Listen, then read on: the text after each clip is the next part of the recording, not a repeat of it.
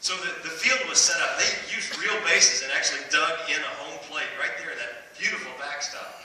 And the first base line ran along the right-hand side of their little chain link fence, so everything over that fence on the right was out of bounds, out of play, foul. We just didn't mess with those balls. But the third base line went towards the fence on the left-hand side, so it was past third base and kind of out in the outfield into center field. And when we were really young, that fence was just a goal. If we were at all lucky, we would be able to hit the ball and it might roll to that fence. And then as we got older, it became a legitimate third base outfield home run fence. And that's what we tried for. If you gave it a wallop, you could clear the fence.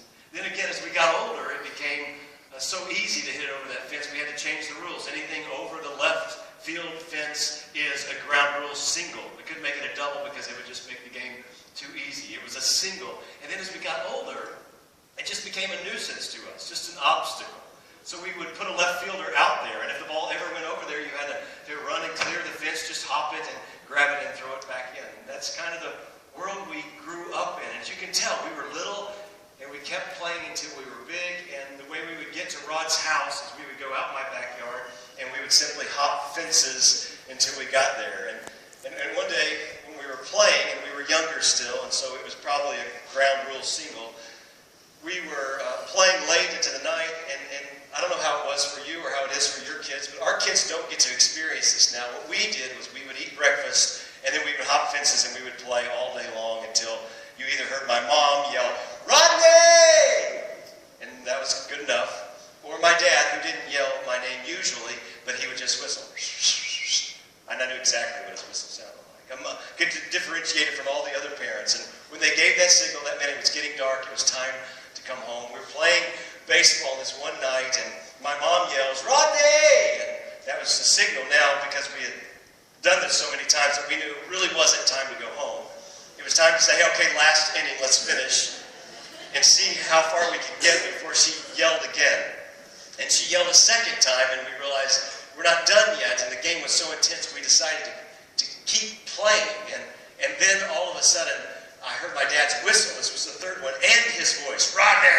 at the same time, which meant you have 2 seconds, buddy, to get home. Now, what I haven't told you is that as the years went on, we got bigger and heavier, and our fence hopping started to do damage. We would make the fences break down, and especially our fence, and so our dad said, "No more fence hopping.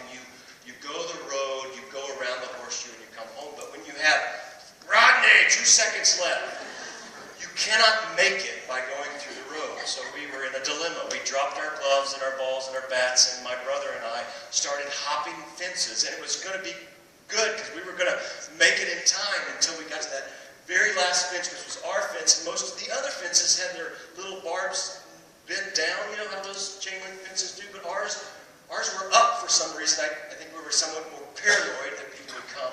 For whatever reason, they were up. And my brother cleared it, and I did like we always do. You plant your foot, you can on the run get your hand in between the barbs and then just hop. And I was done, except my shoestring or my pant leg, one or the other, caught one of the barbs, and I went down. And I didn't just go down, I went down on my side. And not just on my side, but my rib caught on a stump, a big stump that my dad and I had cut the tree down years before. But it caught right on the edge of that stump, and I fell. And my first thought was, my brother will help me up. But I looked, and my brother, we had this great relationship. He saw me, and he thought, I got 1 second. And so he just went on in home safe. And I'm laying on the ground, and now I'm in trouble because I'm hurting. I'm deeply hurting. And later on, about 4 or 5 weeks later, I found out that I had cracked my rib. But I'm laying on the ground hurting, and worse than that, I'm emotionally hurting because I'm thinking, I'm in trouble now because I'm not going to make it home in time. And I'm in double trouble because my brother made it on time, so my dad's going to assume that I didn't leave when he called. Either that or I did something terrible on the way, which I couldn't admit to. Children, don't listen to this, because you couldn't admit that I had done what my dad told me not to do by hopping the fence. So I ended up walking in as if there was nothing wrong with me. I got in trouble, but I never admitted that I fell. I never admitted that I had cracked my rib. I found out later that it was officially cracked because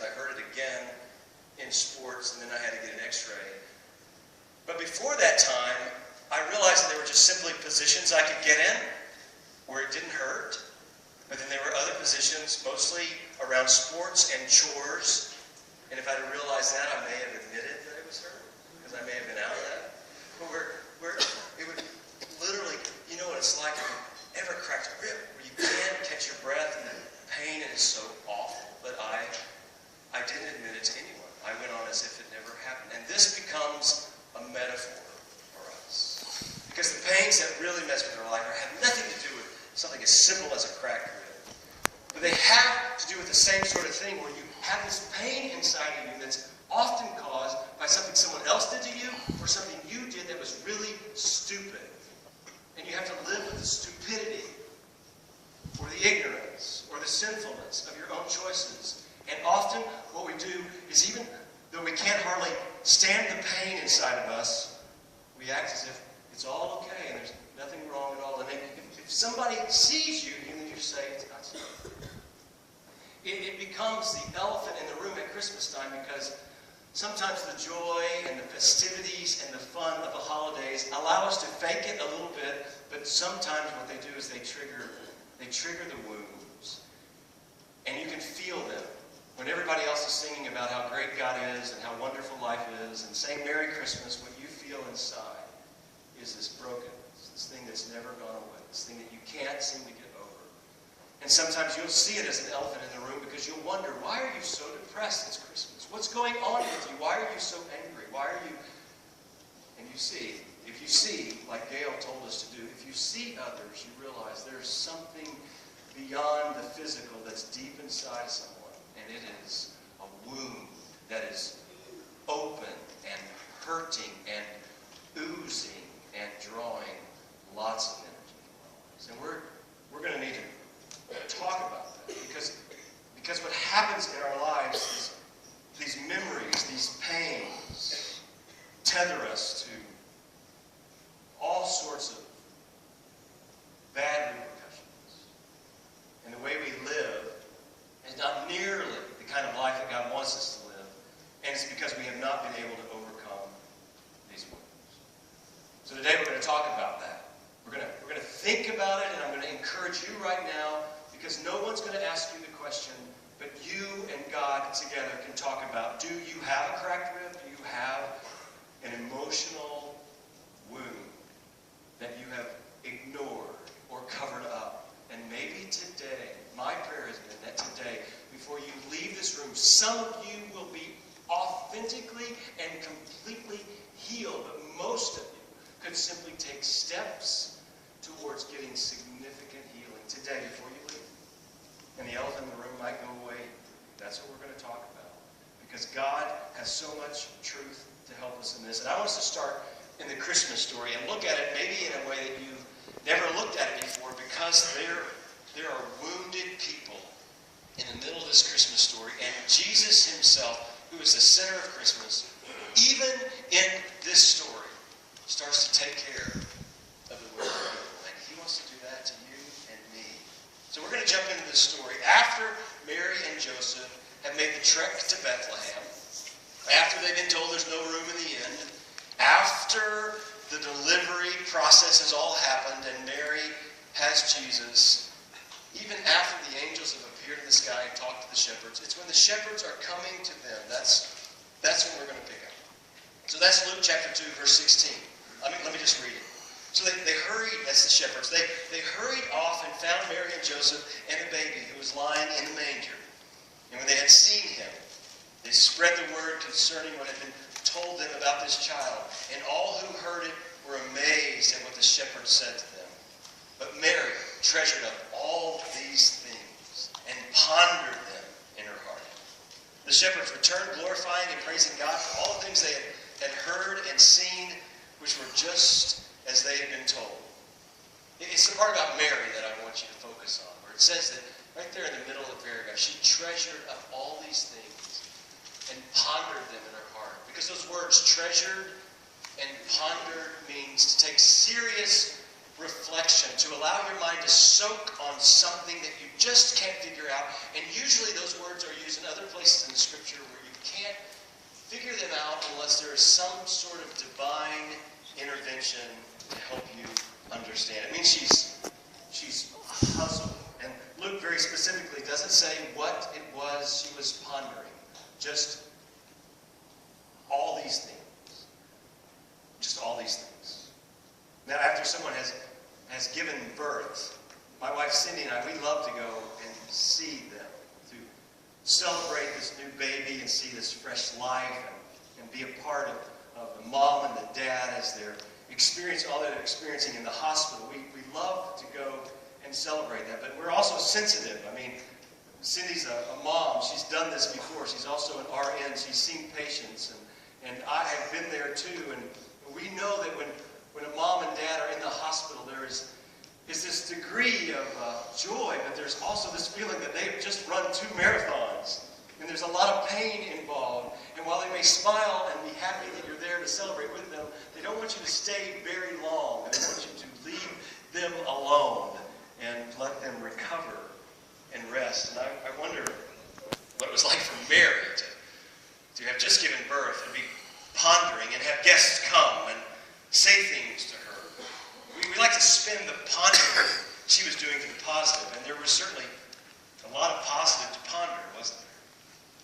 She had a healthy, happy baby, a decent place to stay, though I'm sure the place she was in definitely had bed bugs.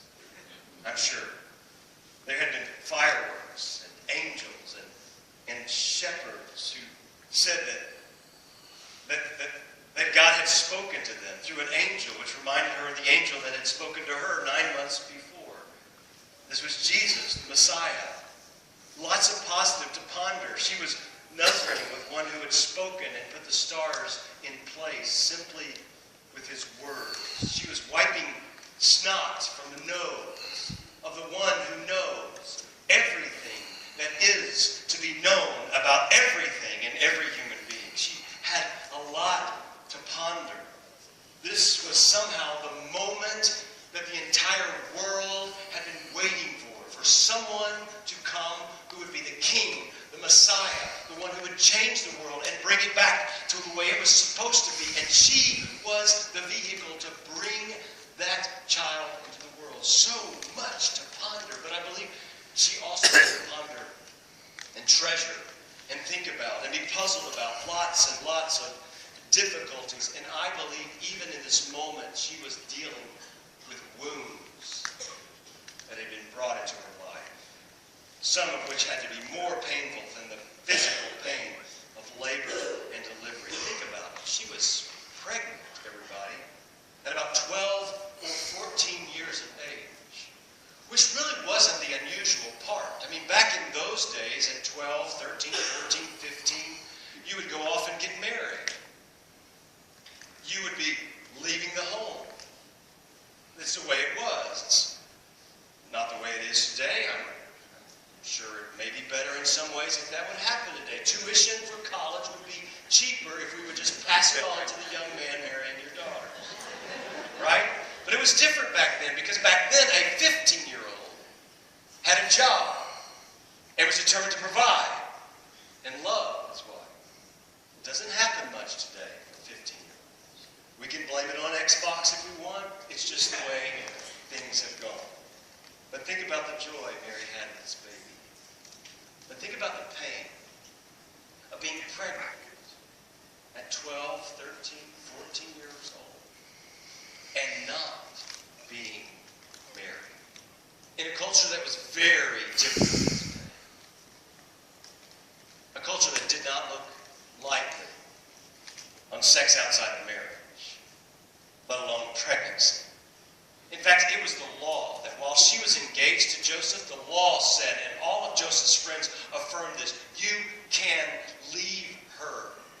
You should leave her. And when she was left, if Joseph chose to do that, as a pregnant, unmarried woman, she would be ostracized from everybody. Think about the pain that Mary had been living with for 9 months, being talked about, being pushed away, being labeled, having to deal all of that. Imagine the pain just with her fiance going up to Joseph and saying, hey, good news, I'm a virgin. Oh, and here's the 3D sonogram of the baby inside of me. And by the way, he doesn't look anything like you. And he never will. In fact, his daddy ain't human. Whoa. What would that have been like? What would you have done? Really, seriously, are you that familiar with the story? Try to put yourself back then. What would you have done if your fiance told that story to you? What would you have done if you were married? Think about the wounds that she felt as people laughed and whispered and talked. Not just about the fact that she was pregnant, but about the story she was telling about how it happened. Think about what it must feel like to be in the middle of God's will and have this to deal with. And thinking that God's the only one that knows the truth. What about the mental anguish, the confusion that she was trying to mess with? Her world was innocent. She's 12. She's going to get water. She's cleaning the house. She's doing chores. She's engaged to be married. She's enjoying all that process of that, of picking bridesmaids and colors and planning a wedding and then having to tell her best friends, oh, by the way, I'm pregnant and it's God's fault. Really, God's fault. And think about what she's having to deal with as she's thinking, I really am pregnant. I really am a virgin. This really is God's will. And what God said was, I was going to be the mother of the Savior of the world. What's that like? And then after she gave birth, think about the struggles that could have easily produced more wounds inside of her. I don't know how you handle the responsibility of being a parent, but to me it's overwhelming. The power, the influence, the responsibility, the mistakes I made, it's overwhelming. And most of our children grow up either to be just like us or to be the exact opposite of us because they see us as stinking human beings. That is a huge responsibility. There's a weight. Imagine what that weight would be like if you knew that your child is the long-awaited King of the world, the Savior of all humanity. And once you did your assigned job by God to raise the Son of God to be everything that he's supposed to be, he would then go on to save the planet. How do you handle that stress? How often would you have kicked yourself for not being who you were supposed to be? How many times would you walk away from losing your temper and go into the other room and go, I can't believe I just did that in front of the Son of God and everybody? How hard is that? And Mary had to do this all of her life. We have this terrific episode about Jesus in his preteen years. When Jesus was just about 12, somewhere around there. They were on this trip and they stopped for a while and Jesus went into the temple and then they decided to leave and finish out their trip. And so Mary and Joseph pack up and they assume that Jesus was the caravan in the back and they leave. They just leave. A day or two later they realize they have forgotten Jesus. What do you feel like? When I lose my wallet, it is a horrible feeling. I mean, I can remember the panic the last time I did that. And I'm scrambling around and looking in the car. I'm trying to remember what I did. I call the restaurant. I go, is it there? Is it there? There. I drive like crazy to see if it's there. I search in the seats. I can't find it. Imagine if you've lost your child. I am not the most awesome parent in the world, but I have never lost my child. I never left them and went, forgot them. But imagine if you did that and what you did was forgot Jesus. You're the only human being in the world given the responsibility of raising the Son of God, and you forgot him because everything else is too important. Imagine what you feel about yourself. In Luke chapter 2, it simply says this: when she went back and, oh good, he's at the temple, Jesus looks at her and says, why are you searching for me? Didn't you know I'd be in my Father's house? And what kind of angst would that have caused you? Your father didn't. Your father? You're talking about Joseph. It's confusing to Mary. Right after that, it says in Luke 2:51 that they went down to Nazareth. Then he went down to Nazareth with them and was obedient to them. But his mother treasured all these things in her heart. There she is again. Trying to figure it out because she doesn't know what it all looks like. And then you have this great verse, Luke 2:52. It's a summary of Jesus' entire teenage years. He grew in wisdom and stature and in favor with God and men. He grew mentally and physically, spiritually and socially. That's all we get in the Bible for Jesus as a teenager.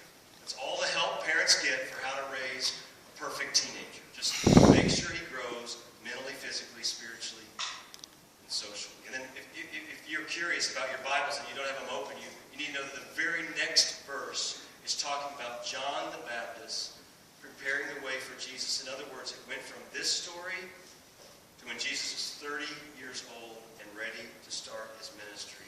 And I would imagine that in that period of time that Mary continued to treasure things in her heart, to ponder what in the world was going on. I'm sure they had all sorts of struggles, emotional, self-worth issues.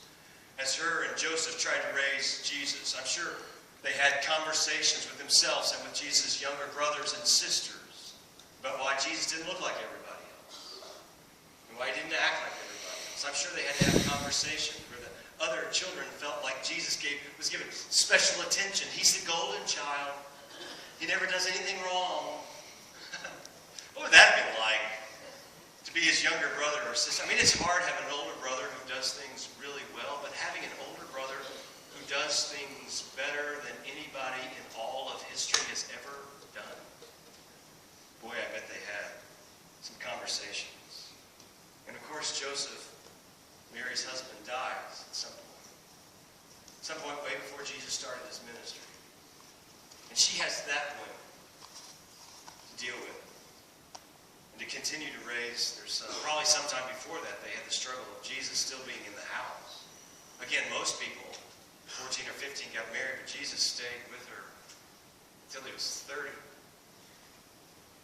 I bet Mary and Joseph had conversations about that. When is he going to get a job, Mary? When is he going to get a job? Joseph, he just can't figure out what he wants to do with his life. He's not sure. You know, when I was 15, I was married to you and I had a job and was running a business. When's this boy going to get out on his own? I don't know. How come there aren't any girls chasing after him? He's a good-looking boy. He just doesn't seem to be interested in that right now. I don't know. And probably when Jesus went to that party, remember at the beginning of his ministry? And they run out of wine, and Jesus is just hanging out over there by the water jugs. Mary comes along. She's like, just do it. She's like, what are you talking about? You know you can do it. Myrtle's here. Myrtle, come over here. Watch what my son can do. Turn that into wine. Turn it into wine. Mom, it is not time. Stop it. I'm sure Mary pulled the mom card. Don't you think? Boy, if you're living under my roof, you're going to do what I say. Jesus does one of these and boom, water into wine. Man, she must have had some tough times. In fact, I think the Bible shows us that she did.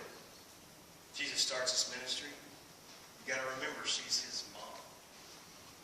She hears the story. She's following along a little bit, but she hears the stories a lot. Religious leaders, political leaders hate her son.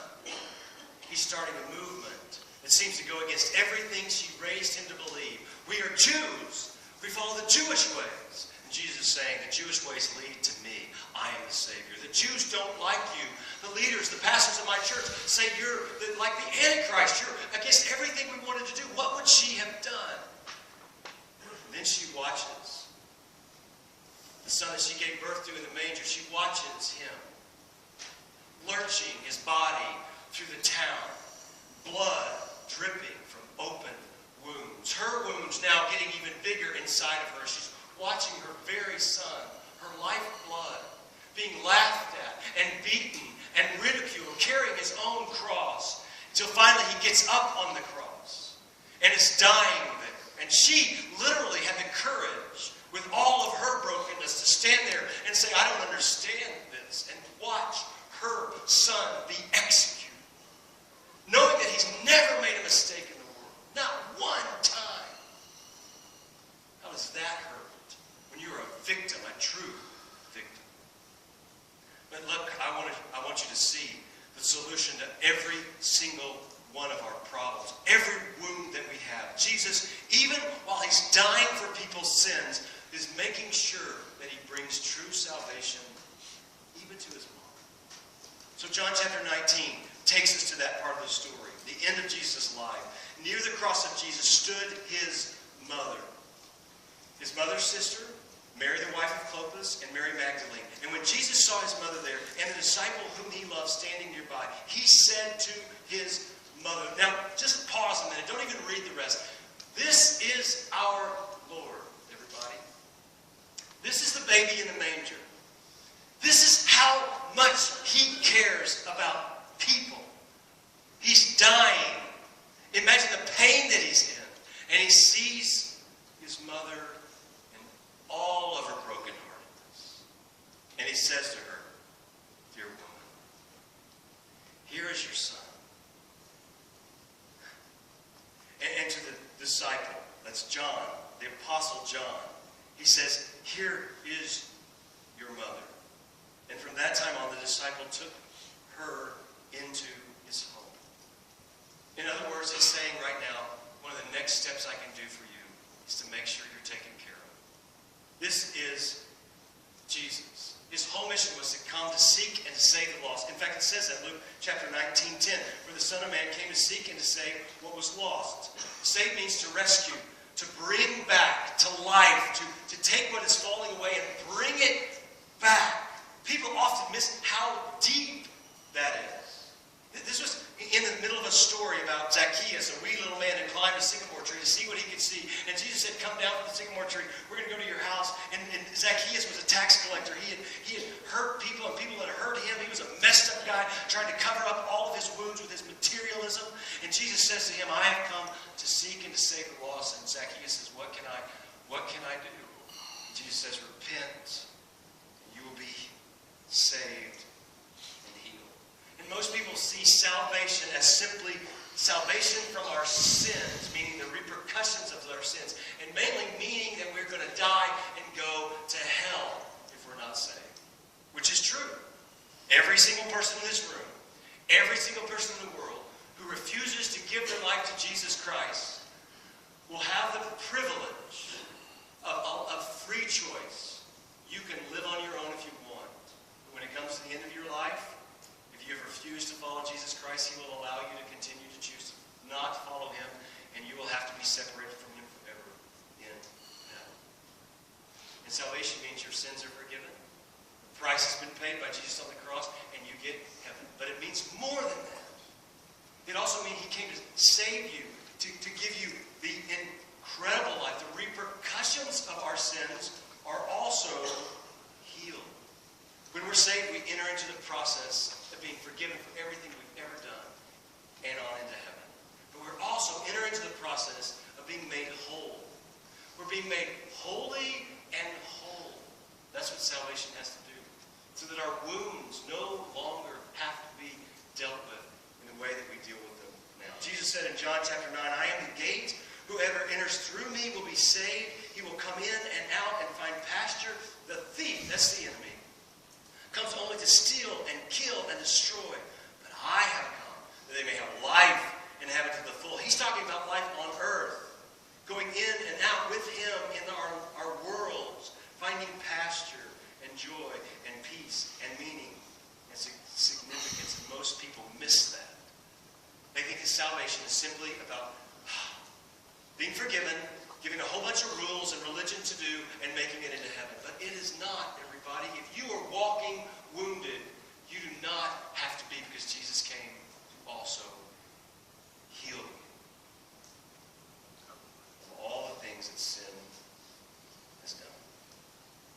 And when he was working with his mother there on the cross, he was showing his desire to take care of the broken and the battered and the bruised, which is what his mother was. And at Christmas time, we can feel all this joy, the birth of Jesus, but sometimes all of that triggers the pain of our own brokenness. When we were in Paris recently, we were on the side of the Seine River where Notre Dame was. We had just finished a tour there, I think, walking through the city. And as we're walking along the side of the river, we could see on the other side a street that went that way. And all of a sudden, we heard this lady scream. I mean, she screamed like bloody murder. And we just stopped and we looked. And unfortunately, the river was on this side of us, or we would have done something about it. But we saw this lady screaming in a crowd of people. And then going up the top of the hill, we saw a man running with her purse. She was just screaming. And it didn't look like anybody was helping her. And all we could do at that moment was watch and point and notice and hope somebody helps her. If nothing else happens today, I want you just to hear at least one person, and more than that, to hear Jesus.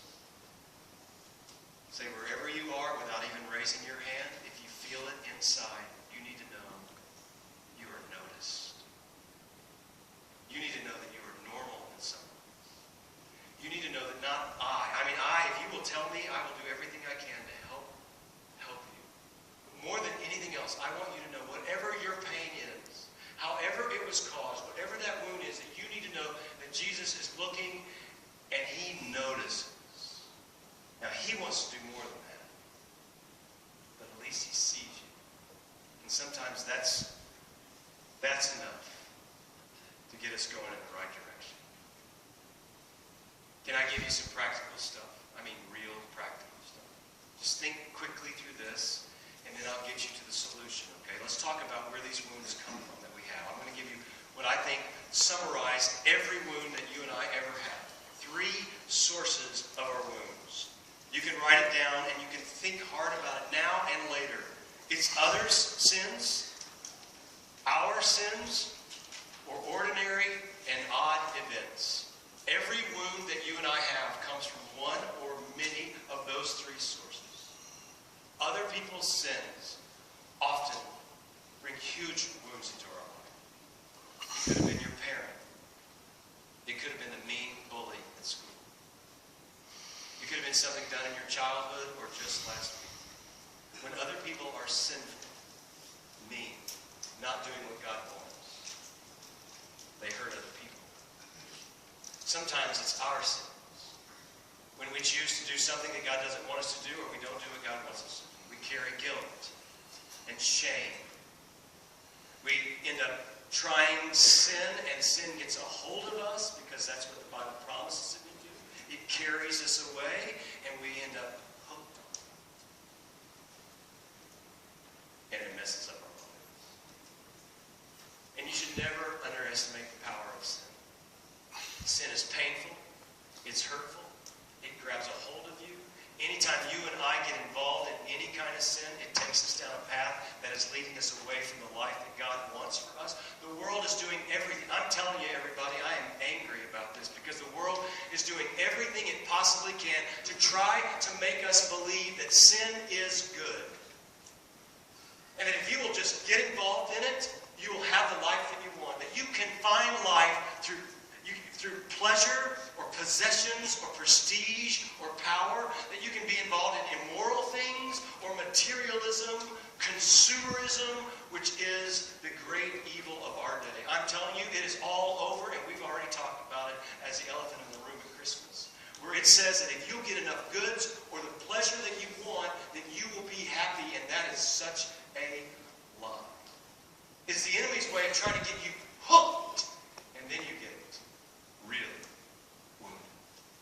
And some of you are so involved in it that you can't even hear what I'm saying because your conscience has been seared. You're so used to seeking other ways than God's ways that you do not even feel the conviction of God right now. And you just need to hear the truth and keep hearing the truth and open your life to God, because these wounds are taking you out of a whole nother level of life that God wants for you. And sometimes it's just ordinary and odd events. And by that I mean we live in a sinful world. Because the world is sinful, it's broken. So there are tornadoes, and there are car wrecks, and there are diseases that come and wreck our lives and squash our dreams, and they bring wounds. So those are the 3 sources. You may want to begin to think about, if I feel these things, why is it? Is it one of those or multiple of those? And those usually play out in at least 4 different repercussions, and I'm very grateful to summarize these in a way that makes sense to me, and I'm putting my own spin on those, but I think these will help us. Our wounds usually take physical manifestations, and sometimes you'll see them in long, dark seasons of depression, or mental illness, or even traumatic memories, or fragility, or frigidity in your life, regrets, sexual confusion, loss of hope. The enormity of the pain in this world is amazing. When our wounds get the best of us, they usually have one or more of these four repercussions. So write these down and think about them. See if you see them in your life. The first one is addictions. Often when we deliberately choose to engage in sinful acts, we find with horror that those acts actually put chains around our legs and draw us in. They keep hurting us and keep forcing us to keep going in those addictive behaviors. Oftentimes, when other people hurt us, we try to find a way to get the pain to go away. Instead of turning to God, we turn to other things, and those things become addictive to us. Things that cause wounds. Things like addictive pornography, and gambling, or lying, or spending, or working, or perfectionism, or excessive athletics, or obsessing on the way you look, or on style, or watching too much TV, or reading too many romance novels. It's just things that get a hold of us. When we're trying to use them to numb our pain, they end up being addictive. The second repercussion is often fear or insecurity.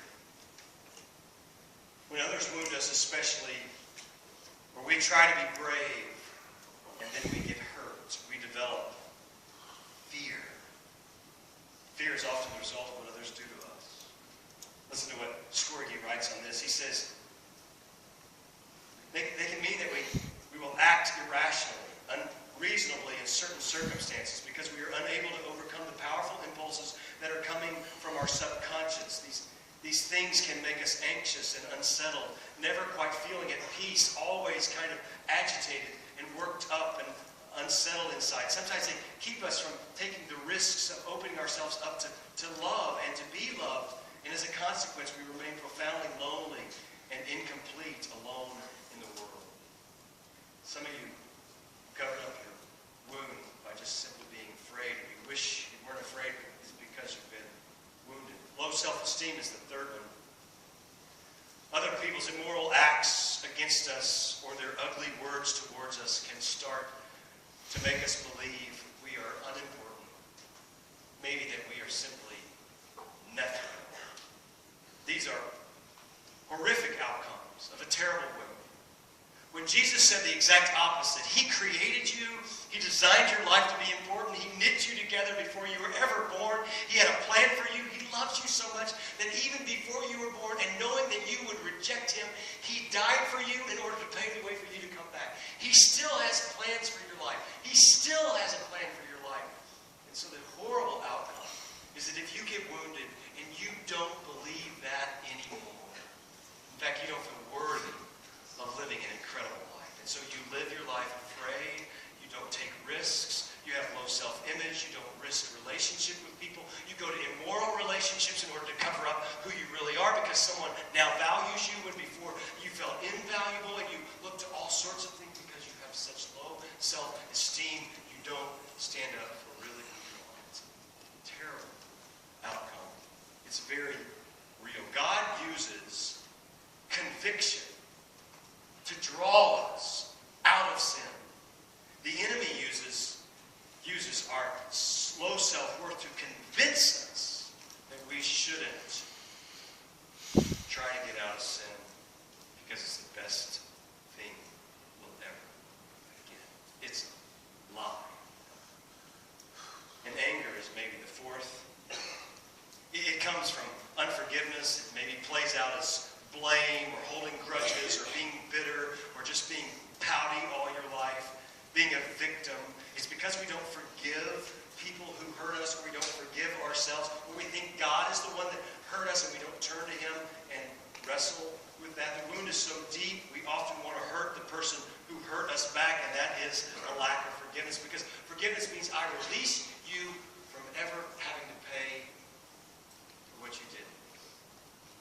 And when wounds are deep, that's really hard to do. In fact, forgiveness is a supernatural thing, but every one of us do. It's It's the gift of God, forgiveness. Now make sure you keep your relationship focuses clear, because you are in relationship with people that are safe, and you should be. Love, love, love. If someone is not safe and they hurt you, your immediate reaction is the right one, to put up a boundary. And then God says, with the boundary up, if someone hurts you, you need to forgive them. Let it go. Because what we want to do is have this wall so that I'm safe, and every once in a while, drop it and punch him in the nose and put it back. Right? I know what it feels like. For somehow it feels therapeutic. If I could just punch you in the nose, I'm going to be better. But God says, you got to let it go. Forgive them. And the second part of our relationship is if they become safe again, then we restore the relationship. If they're not safe, we keep up the boundary. That is a Christian thing to do. Love yourself enough to make sure that people aren't running over you. And if they're safe, meaning if someone has hurt you and they've repented and they've done what it takes to develop their character so that they are safe and you can truly trust them, then restore the relationship. It's that basic. Some people think that the Christian thing to do is somebody hurts you, to never put up a boundary and just go, I forgive you. God loves you. I love you too. I love you. Stop it. Please, okay, it's okay. I'm supposed to love you. Turn the other cheek. Okay, hit this one for a while. It's not right. Jesus died to forgive sins. He wants you to have the ability to forgive others, but you don't have to keep getting wounded. But you need to forgive them, because if you don't forgive them, you become angry and bitter. And while they hurt you once, they continue to hurt you every second you do not forgive them.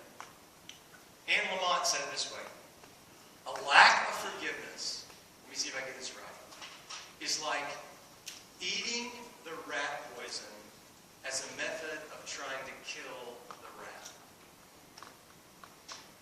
Right? So God says to us, you need to forgive people for your sake. Forgiveness untangles all the mess in my soul. It makes me able to not feel this need to hurt someone. Because if I feel that need, some people feel this and they carry it all the way to the other person's grave. So the person is dead and they still want to uncover their grave and beat them in the face. The person is dead. They're not even affecting you anymore, but they're chewing up your life. Why? Because you haven't forgiven them. And it's a gift of God to say, I can help you forgive someone. Because when you forgive them, you are free. You are free of them. So, if the repercussion is anger, bitterness, blaming, wanting to hurt them back, and gnawing at your soul, you're rehearsing words in your mind, you'll say them the next time you get a chance, then it is all an indication that you have a wound, and it is playing out because you have not forgiven them. One solution. It's really simple. And then I'll just apply it, and we'll be done. The one solution is very simple. Your wounds can only be healed by the healer. Your wounds can only be healed by the healer. And who's the healer? It's Jesus. He was predicted in the Old Testament to come. There's lots of verses in the Old Testament that apply to Jesus. And here's one of them, Isaiah 53:5. It's talking about what was going to happen to Jesus and what the purpose of it was. And it says this, but he was pierced for our transgressions. He was crushed for our iniquities. What does that mean? He died for our sins. The punishment that brought us peace, meaning that we were forgiven, was upon him. He was punished so that we could be forgiven. And by his wounds, we are healed. It's a whole another level of salvation. Jesus applies this verse to himself in his teaching ministry. The apostles did too. In fact, in 1 Peter, we have this from Peter, who's explaining Jesus after he's gone back into heaven. He himself bore our sins in his body on the tree so that we may die to sins and live for righteousness, free. By his wounds, we have been healed. The psalmist said it this way, praise the Lord. How good is it to sing praises to our God. How pleasant and fitting to praise him. Now, he is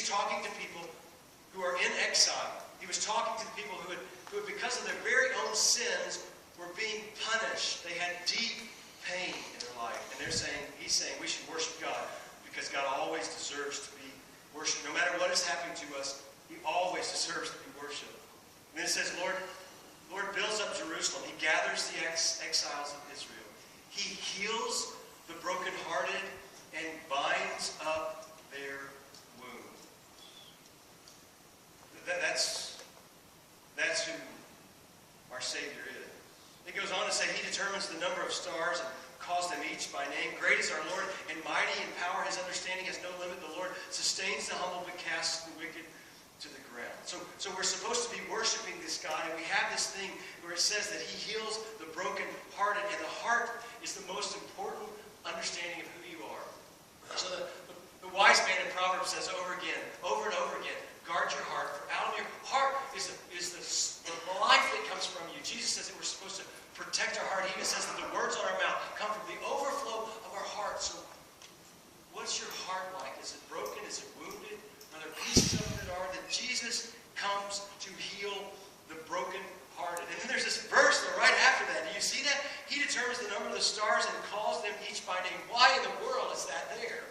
When we're talking about needing to be saved and healed, why does it start telling us that the healer is the one who puts the stars in place and calls them by name? That's so in case you ever doubt that he has enough power to come into our individual little heart, our souls, and make us whole. You might look some night at the stars and realize, how many of them are there? What makes them stay there? How did they come to be? I have no idea. Who did that? Jesus did it. The same one who will be the healer of your soul. You have no wound that he cannot fix. There's no reason for us to walk around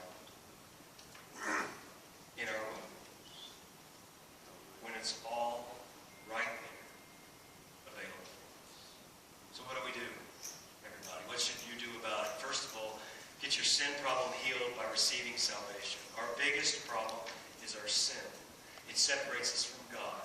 So you've got to ask Jesus to come into my life, to apply your death on the cross to my life, to forgive me, and you have to make him the boss of your life to receive salvation. But then secondly, you need to see your wound and then turn to God for healing. So a part of it is to see some of the repercussions and go, that must mean there's something deep in my life. In order to see your wound, you may need to go to someone like Galen, who has been trained to help you figure out what's happened in your life. You may need to turn to just a good Christian friend and say, I need to process this. I can't understand why this is going on in my life. I have these addictions or this fear or this low self-worth, this fear or this low self-worth, or I have this ongoing anger and bitterness in my life. Can you help me figure it out? And just talk. And ask the Holy Spirit to reveal to you what's gone on in your past that's still got a hold of you. Ultimately, you're going to have to turn to the Bible. You're going to have to read in there because you need truth in your life. You and I need truth. We need to hear that we are valuable and significant and important. We need to hear that God can heal us. We need to know the truth, that we are not so mistaken, that we have not done so many things in our life, that God can't forgive us and restore our life. We need to hear those truths. You're probably going to have to repent. As a part of this, turning to God, he's probably going to ask you to repent because some of your woundedness may be caused because you sin. And if so, the only way to get healed of that is to go, God, I am so sorry. And if it's an addictive, immoral behavior, you have to stop it. But the only way you stop it is not on your own willpower. You have to turn to God and say, I'm sorry, I need you to help me, and you need some friends, some Christian friends to help you with that. But even if the wound was caused by somebody else, more than likely, you and I have to repent when that happens. Because what happens is somebody else wounds us, and then we turn to something other than God. Maybe we turn to other people who are outside of God's will for us. Maybe we start wrong relationships. Maybe we start to have sex outside of marriage. Maybe we start to get addicted to other things like alcohol or pornography. Or maybe it's just we become really busy or we cover it up. Maybe we try to become real successful or become posers or fake. But we have started things that are sinful in our life to cover up the wound that wasn't caused by us, but now the sin, the wound is produced as our fault, and we've got to repent and say, I am very, very sorry. can't get over it without repenting. You cannot get over it without repenting. And repenting means not, hey God, I'm sorry, let's move on. It means getting on your face, feeling it in your heart, I am so sorry. And I know what that is like. I know what it's like for certain sins in my life that I have covered up for a long time and acted if they weren't there. And sometimes I've even in church prayed and said, God, I'm so sorry. And then I know what it's like to feel broken before God. That's what changed. And maybe you need to forgive others as a part of this process of turning to God. Maybe he's saying to you, they have got a hold of you, and I want to free you from that, and you have to forgive them. Mostly it just simply means you turn to God, and you sit, and you deal with it until it's better. You get some friends in your life who will speak God's truth to you and help you until it's better. For most of us, the wound will not totally go away. We will get in the process of being healed until heaven comes when it is perfectly healed. But it is way too sharp for some of you right now because you've not really done anything about it, and God wants to do it. The last thing I would say is this. You need to see your wound, but then you need to see the wounded. So I'm going back right to what Gail said in her story. There are Christmas elephants all around you. You need to see them in other people. They hurt. And then you need to help them turn to God for healing. So we have mercy and grace and pity and love and help for the people around us who seem to be struggling with their addictions and their fears and their low self-worth and their pain because they have been deeply, deeply hurt. The rest of this